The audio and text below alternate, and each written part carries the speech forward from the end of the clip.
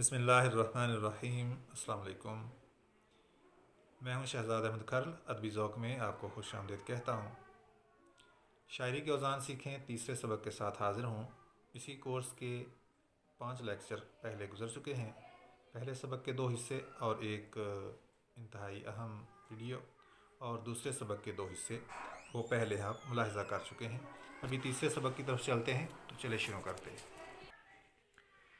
बहर, काफ़िया और रदीफ़। बहर एक फ़र्ज़ी पैमाना है जिस पर हम शायरी करते हैं। अपने एक कलाम के तमाम मिसरे हमने एक बहर पे कहने होते हैं, और बहर मुश्तमिल होती है अरकान पर। अरकान जैसे कि हम जिनके वज़न करते रहे हैं, फ़ौलुन, मफ़ाइलुन, फ़ाइलुन और फ़ाइलातुन वग़ैरह, ये अरकान कहलाते हैं, और इन्हीं से मिलकर जो है वो बहर बनती है। और बहर का मकसद सिर्फ़ इतना होता है कि हम उसके मुताबिक अपने अशार कहें या उस पर अपने अशार को परख सकें कि हमारे तमाम के तमाम मिसरे उनमें हिजे कोताह और हिजे बुलंद की तादाद बराबर है, और हिजे कोताह के सामने हिजे कोताह और हिजे बुलंद के सामने हिजे बुलंद आ रहा है या नहीं आ रहा। तो बहर क्या है? अपने अशार को एक वज़न पर परखने का एक पैमाना है, और ये फ़र्ज़ी पैमाने हैं। इनमें शायरी के अंदर इसका कोई दखल नहीं, लेकिन शायरी को परखने के लिए ये बनाया जाता है। माफ़ कीजिएगा। और इसका दारोमदार जो है वो तरन्नुम पर होता है। तरन्नुम, रिदम। अगर कोई बहर जो है उसकी तरन्नुम में वो तरन्नुम में ना हो और उसका कोई ख़ास रिदम ना हो, तो वो मतरूक हो जाती है। क्योंकि शायरी को नस्र से मुमताज़ करने वाली चीज़ जो है वो शायरी का एक ख़ास सुर में पढ़ा जाना, एक ख़ास तरन्नुम में, एक ख़ास रिदम के साथ पढ़ा जाना है। अगर हम ऐसी बहर में शेर कहते हैं कि जो जिस पर कोई सुर नहीं लगती, जिसे गुनगुनाया नहीं जा सकता, तो फिर वो शेर और नस्र में कोई फ़र्क नहीं रहेगा। तो ये चीज़ है कि बहर जो है वो एक फ़र्ज़ी पैमाना है, और तरन्नुम की बुनियाद पर बहरें मुकर्रर की जाती हैं, और जो ज़्यादा मुतरन्निम हो वो ज़्यादा मशहूर और मकबूल हो जाती है, और जो जिसमें तरन्नुम ना हो वो आहिस्ता आहिस्ता मतरूक होती चली जाती है, और उसे गैर मुस्तअमल बहर करार दे दिया जाता है। और अरकान जो हैं इनसे ये मिलकर बनती हैं। और बाज़ बहरों में एक ही रुकन को दो दफ़ा, 3 दफ़ा या 4 दफ़ा दोहराया जाता है, और बाज़ बहरों में मुख्तलिफ़ अरकान जो हैं उनका मजमूआ जो है वो बहर बनाता है। तीनों की इन दोनों चीज़ों की मिसालें मैं आपको आगे चल के दिखाता हूँ। काफ़िया जो है किसी भी गज़ल में जब जो अशार हैं उनके आखिर में जो हम आवाज़ अल्फाज होते हैं उन्हें काफ़िए कहते हैं। जैसे बार, यार, दार, खार, और जैसे जान, पान, दान, और जैसे चील, कील, फ़ील। तो इस तरह से जो लफ्ज़ हैं ये हम आवाज़ अल्फाज हैं, ये काफ़िए होते हैं जो किसी भी कलाम में जो हैं वो वाक़ होते हैं। आम तौर पर तकरीबन आखिर में होते हैं, इसके बाद सिर्फ रदीफ़ बचती है। तो ये जो है इसमें एक हर्फ़ की निशानदही बहुत ज़रूरी होती है, वो है हर्फ़ रवी। हर्फ़ रवी का जानना ज़रूरी होता है, क्योंकि इससे चंद कवानीन वाबस्ता होते हैं। हर्फ़ रवी को तलाश करने का या पहचानने का आसान तरीका क्या है? आसान तरीका ये है कि तमाम काफ़ियों में ऐसा हर्फ़ तलाश किया जाए जो बार बार आ रहा हो, लेकिन उससे माक़बल वाला हर्फ़, उससे पहला हर्फ़ काफ़ियों में, मुख्तलिफ़ काफ़ियों में मुख्तलिफ़ हो, बदल रहा हो। जैसे देखें बार, यार, दार वगैरह में रे जो है ये सब में आ रही है, लेकिन इससे पहले अलिफ भी सब में आ रही है, इसलिए रे को हर्फ़ रवी करार नहीं देंगे। और अलिफ जो है ये ख़ुद तो सब में आ रही है बार बार, लेकिन इससे पहले वाला हर्फ जो है ये बदल रहा है। बार में बे है, यार में ये है, दार में दाल होगा, और इसी तरह जो है बदलेगा। तो ये अलिफ जो है इसे हर्फ़ रवी करार दे देंगे। तो हर्फ़ रवी अलिफ है इसमें। इसी तरह मुख्तलिफ़ जो काफ़िए हैं उनमें से हर्फ़ रवी को पहचाना जा सकता है। इसके बाद है रदीफ़। रदीफ़ में जो है वो अल्फाज एक जैसे होते हैं। मतलब जब आप शायरी पढ़ते हैं, गज़ल या कोई भी सनफ़ पढ़ते हैं, तो उसमें काफ़िए के बाद जो अल्फाज बार बार दोहराए जाते हैं हर शेर के दूसरे मिसरे में, उन्हें रदीफ़ कहते हैं।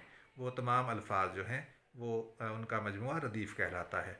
تو ردیف کے اندر واو اور یا معروف مجہول یا لین جو ہے ان کو جمع نہیں کر سکتے۔ اگر ردیف کے اندر آپ نے واو معروف اختیار کی ہے تو اس کی جگہ واو مجہول نہیں لا سکتے یا لین نہیں لا سکتے۔ اگر ردیف کے اندر کوئی لفظ جو ہے وہ یا مجہول پر مشتمل ہے تو یا مجہول کی جگہ پہ یا لین یا معروف جو ہے وہ نہیں آ سکتی، ایک دوسرے کی جگہ نہیں لے سکتی۔ مثال کے طور پہ آپ نے ایک شعر بنایا اور اس میں ردیف میں لفظ شامل ہے میں، متکلم کے لیے میں، اور آپ ایسا مصرع لے آئے کسی شعر میں کہ وہاں پہ لفظ میں جو ظرف کے لیے ہے وہ درست بیٹھتا ہو، اور آپ اسے ردیف میں کی بجائے میں لکھنے میں دونوں ایک جیسے ہیں، لیکن اس میں جو ہے وہ یا لین ہے اور میں جو ہے یہ یا مجہول ہے۔ تو اس میں یہ دونوں کو ایک دوسرے کی جگہ پہ لانا درست نہیں ہے۔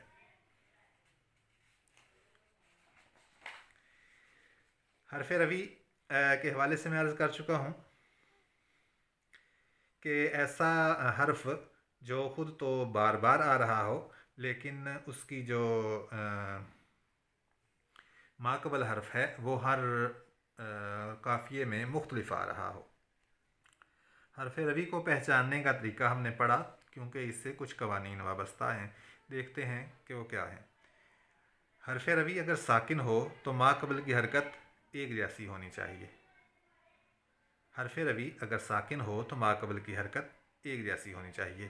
دیکھیں جیسے اور غور ان میں حرف روی واو ہے، کیونکہ رے کو اگر حرف روی قرار دیں تو اس سے ماقبل واو بھی سب میں ایک جیسی آ رہی ہے، تو اس سے واو کو اگر حرف روی مانیں تو واو ساکن ہے دونوں میں، تو ساکن ہونے کی صورت میں اس سے ماقبل کی حرکت بھی ایک جیسی ہونی چاہیے تمام قافیوں میں۔ اگر ایک قافیے میں واو سے پہلے زبر ہے تو دوسرے میں بھی واو سے پہلے زبر ہونی چاہیے، پیش نہیں آنی چاہیے۔ اگر پیش آئے گی تو وہ قافیہ اس میں شمار نہیں ہوگا۔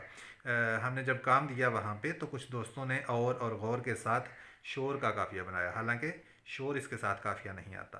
اس کے ساتھ اگر اسے زبر کے ساتھ لایا جائے تو لفظ شور بنتا ہے، تو شور کوئی لفظ نہیں ہے جسے ہم قافیہ لائیں۔ تو اور غور، فی الفور اس کے ساتھ رکھتا فور، اس طرح کے الفاظ جو آئیں گے جن میں واو سے پہلے حرف پر زبر ہوگی وہ اس کے قافیے بنیں گے۔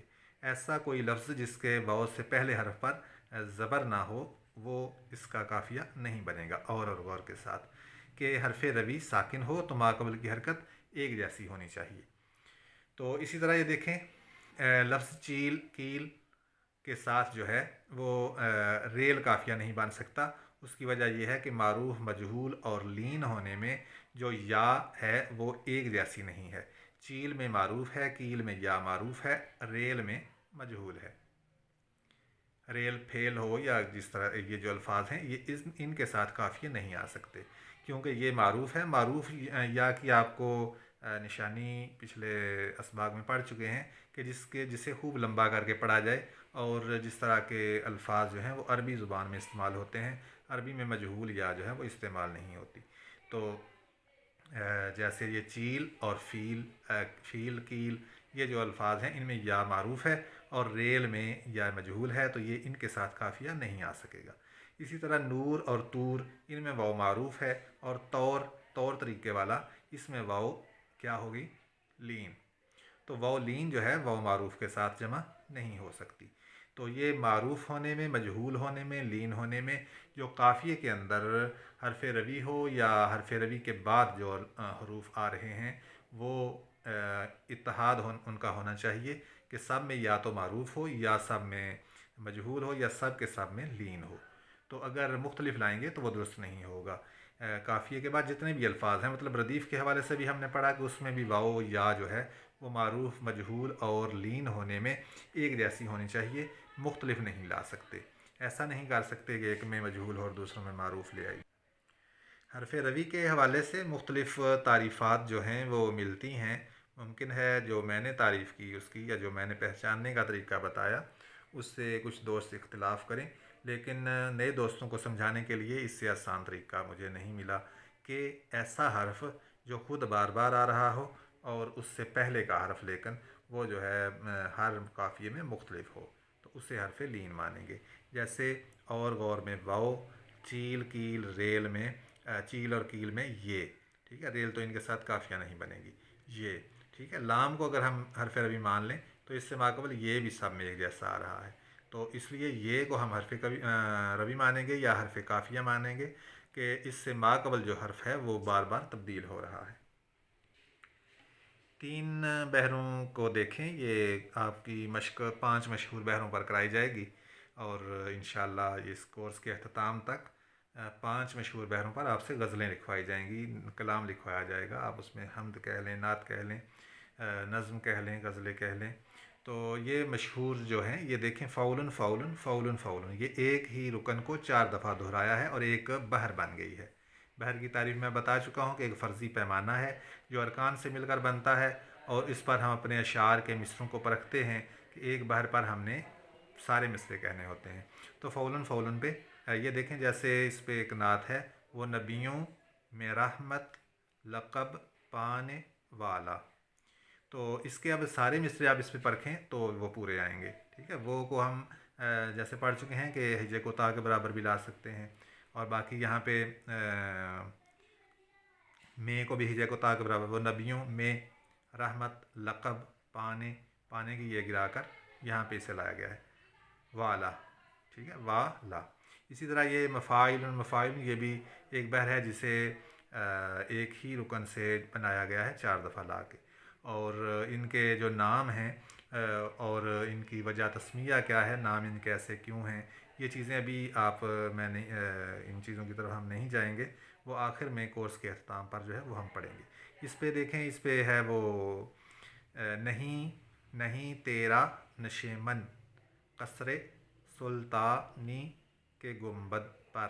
نہیں تیرا نشیمن قصر سلطانی کے گنبد پر، تو شاہی ہے بسیرا کر پہاڑوں کی چٹانوں پر.